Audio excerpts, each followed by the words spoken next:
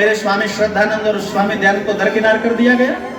तो ये स्वामी श्रद्धानंद जिसने इस गांधी नाम के तत्व को महात्मा बना दिया, और प्रमाण देना चाहते हो तो जब कोई डाक टिकट जारी होती है, जब शताब्दी बनाई गई भ्राता जी गुरुकुल कांगड़ी की, तो स्वामी श्रद्धानंद के नाम पे डाक टिकट जारी किया गया।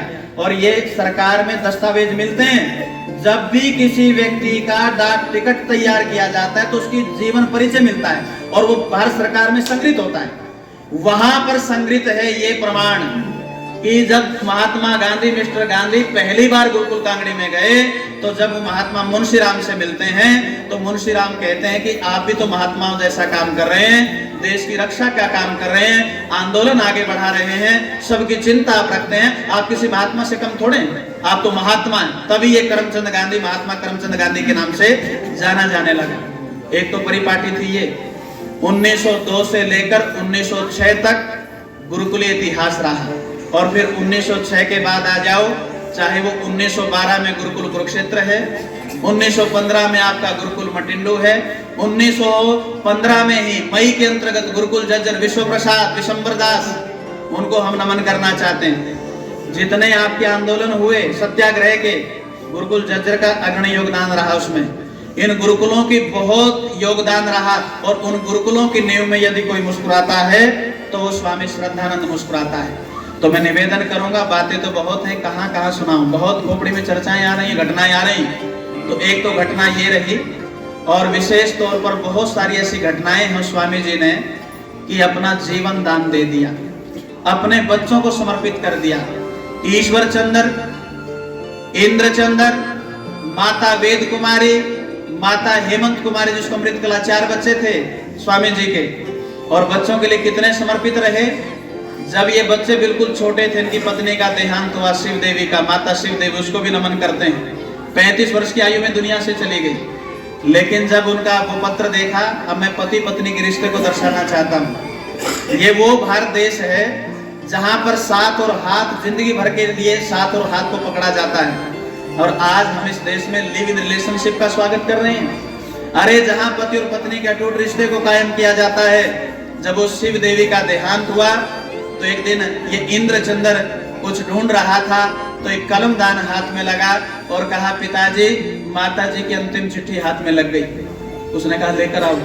पत्नी का प्रेम उमड़ाया, और जब वो कलम दान देखता है वो मुंशीराम, और देखता है और वो लिखती है कि मेरे प्यारे बाबूजी, वो स्वामी जी को बाबूजी कहती थी, पत्नी अपने पति देव को कहती, मेरे प्यारे बाबूजी, मैं तो दुनिया छोड़कर जा रही हूँ, 4 बच्चे आपकी गोद में छोड़कर जा रही हूँ, और आप बड़े मेधावी हैं, हो सकता है कि मुझसे भी ज्यादा सुंदर और मेधावी पत्नी आपको मिल जाए, लेकिन बाबूजी मेरे बच्चों का ध्यान रखना, क्योंकि सौतेली माँ कभी ध्यान नहीं रखती।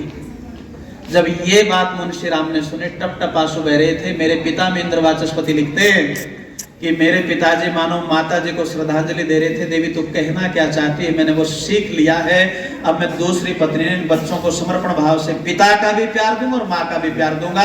और दोनों बच्चे लिखते हैं कि गुरुकुल में केवल हमें ही नहीं, प्रत्येक बच्चे को पिता का प्यार और माँ का प्यार उस आचार्य, उस महात्मा मुंशीराम ने प्रत्येक बच्चे को दिया। और कितना कार्य किया। अरे तो बोने पड़ जाएंगे राजनेता जिसको आज हम बहुत ऊंचाई तक लेकर गए हैं, ये तो कुछ भी नहीं उनके सामने। दलितों का उद्धार उन्होंने किया, अछूतों का उद्धार उन्होंने किया, शिक्षा का प्रचार उन्होंने किया, सत्य सिद्धांत वेद प्रचार में अपने जीवन को समर्पित कर दिया।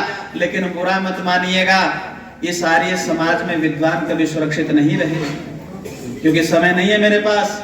कभी उनकी दुखी दिल दर्द की दास्तान पुस्तक डॉक्टर साहब जब पढ़ते हैं तो उस समय समाजियों ने, तथाकथित कहूंगा मैं उनको, क्योंकि उस समाजी रहे, आर्य नहीं थे, आर्य होते तो सन्यासी की पहचान कर पाते।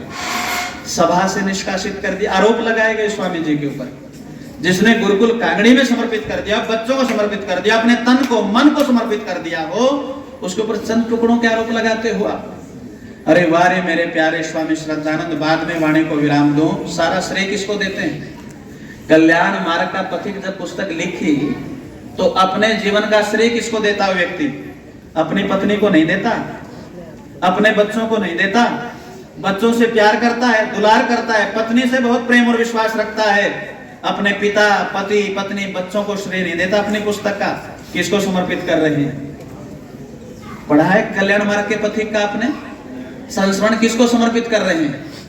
लिखते हैं, ए ऋषि, तुझे आज गए हुए 41 वर्ष हो गए।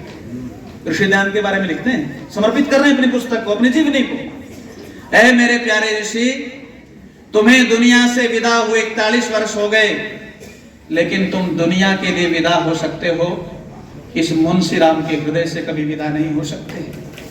आपकी मूर्ति, आपकी भव्यता, आपका वो दिग्दर्शन आज भी मेरे हृदय में जीवित है।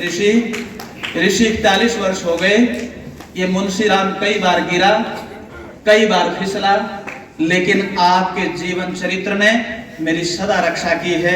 ऐ ऋषि, आप मेरे साथ हो, अपने गुरु को समर्पित कर रहे हैं। तो हम सब उस ऋषि के मानस पुत्र हैं। तो मैं बाद में बस इतना ही निवेदन करूंगा कि हम इस बलिदान दिवस को यथार्थ दिवस बनाएं, इस बलिदान दिवस को अपने जीवन का संकल्प दिवस बनाएं। तो याद रख लेना, जिस दिन आप यहाँ रहो या इस समाज से निष्कासित कर दिए जाओ, हो सकता है, क्योंकि पदों का चक्कर है, कुचक्कर है, बहुत बड़ा लोभ का चक्कर है, पदासीन लोग छोड़ना नहीं चाहते, आने वाली पीढ़ी इस बात को संभाल नहीं पाती। हो सकता है कि आपके साथ न्याय ना हो, मैं भी उसमें शामिल हो सकता हूं, आप भी हो सकते हैं। हो सकता है समाज में आपको प्रतिष्ठा ना मिले, आपको लोकेशना ना मिले, आपकी विदेशना की पूर्ति ना हो, लेकिन जहां भी रहो, ऋषि दयानंद को हृदय से कभी जुदा मत करना। ये स्वामी श्रद्धानंद का बलिदान दिवस है।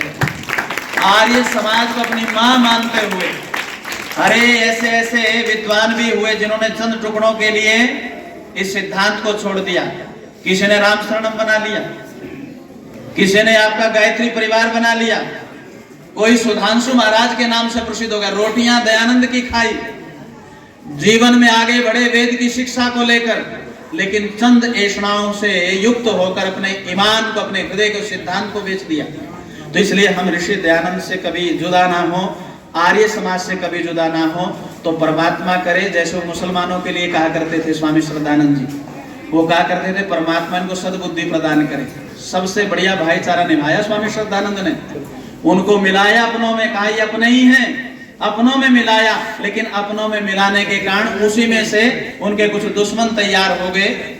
आसुरी बेगम को अपने में बनाया, शांति देवी बनाया, और अभी बताया भ्राता जी ने कि बाद में फिर हत्या को भी प्राणों की आहुति देनी पड़ी, लेकिन वो प्राणों की आहुति नहीं थी, वो हम सब के लिए आहुति थी। तो उस आहुति को व्यर्थ नहीं जाने देंगे।